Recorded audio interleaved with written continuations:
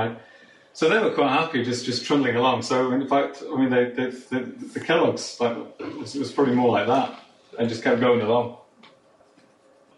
And I say, in this time frame was just like forever. Now, as an alternative, what do you reckon the product life cycle of a camcorder is going to be?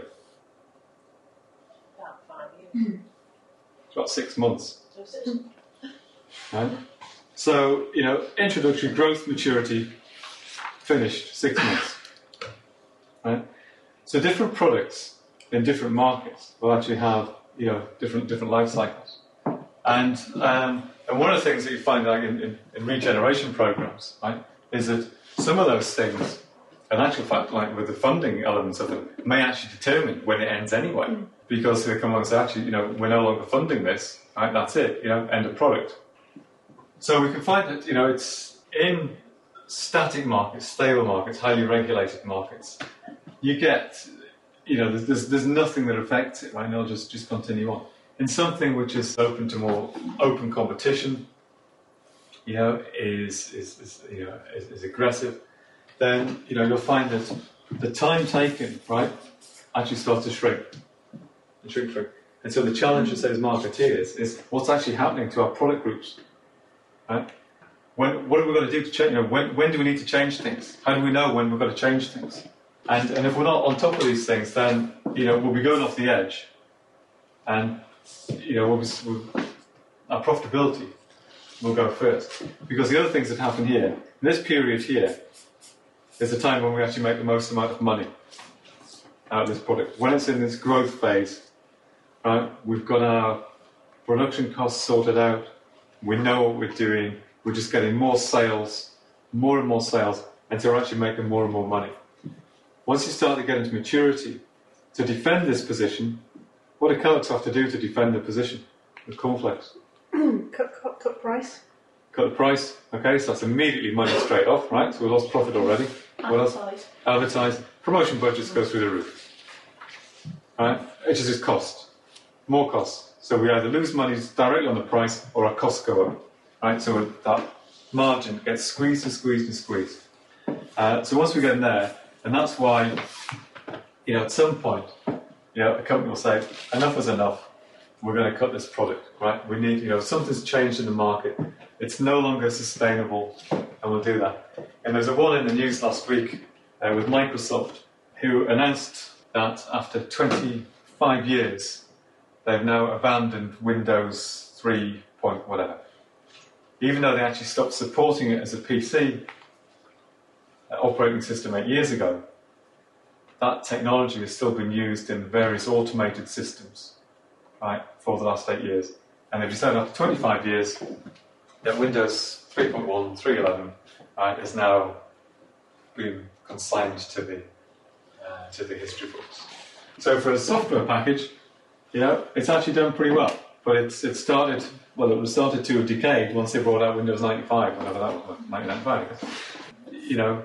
And so they brought out Windows 95 to, in terms of, if this was just an operating systems market, to try and keep that going, Windows 98, Windows 2000, whatever it is, and so on.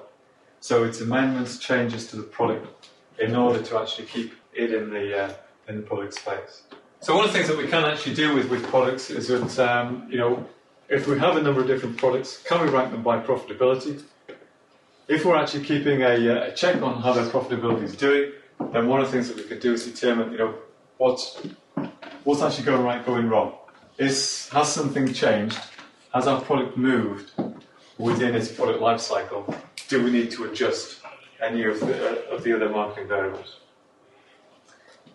Okay, place. Who are your customers? How do they buy? Right.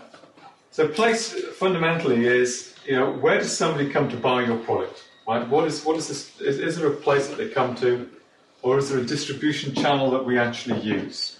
How do people actually, physically access our product or, our knowledge-based service?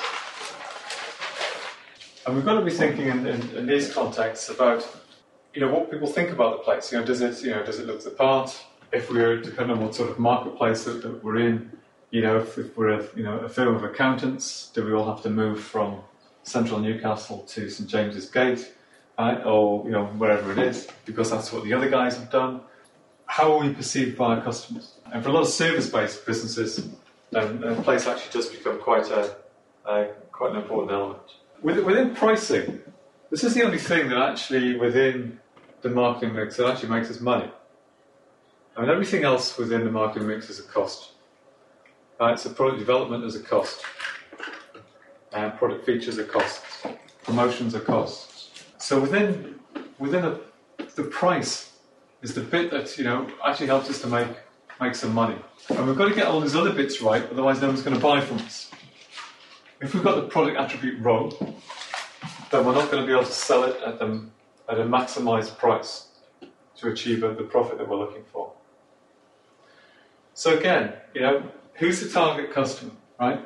Have we actually fulfilled, within our product design, have we fulfilled their needs and wants and so on?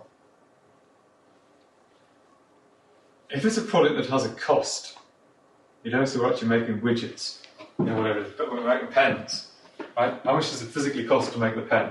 How much do our competitors charge? Where are we going to sit, right, in the marketplace, vis-a-vis pricing versus our competitors? Why can they charge more than we can? Why can we charge more than they can? Right, what sorts of things can we actually do? And it's like on the Dragon's Den or whatever, when people come along and they say, I've got this widget, and and the dragons say, well, how much is it going to cost you to make it? And they say, well, I don't know. And which is always a good starting point.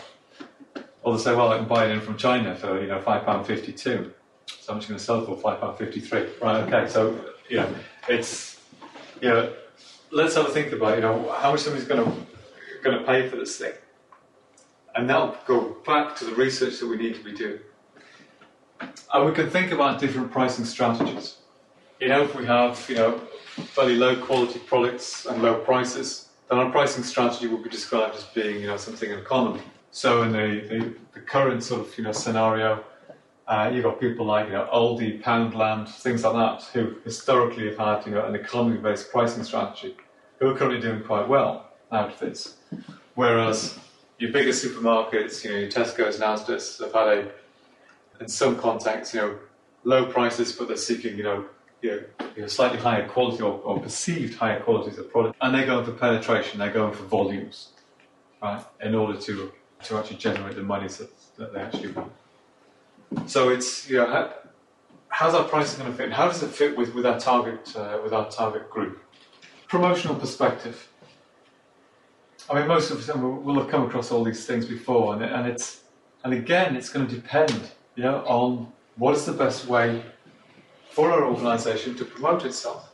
And depending on who we are, depending on what we do, we're going to use different mechanisms. If you take, an organisation, like you take the big consumer goods companies, they spend a lot of money on advertising.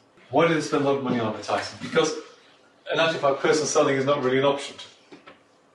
They can't go door to door, so, would you like to buy some aerial? It doesn't happen that way, right? So they're advertising because their marketplaces are bigger. If your product or service is more specialised, you've got a limited number of potential customers, then personal selling might be the better way to go. We might seek to support those things or support developments into new marketplaces. Is it a better way to go? I mean, according to Max Clifford, you should only ever do public relations, but that's his bag, so that's what he's going to say.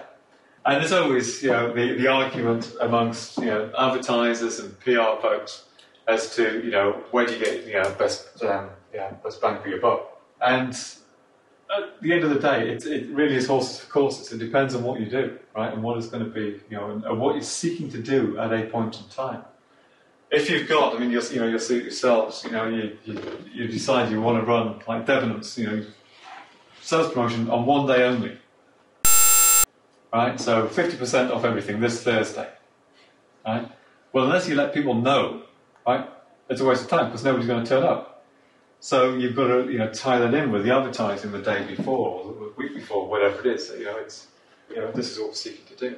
But again, I say it's and some people, don't like doing these things, and for some organisations, it's wrong anyway. So communications tools, brochures, mail shots, websites, and many of them.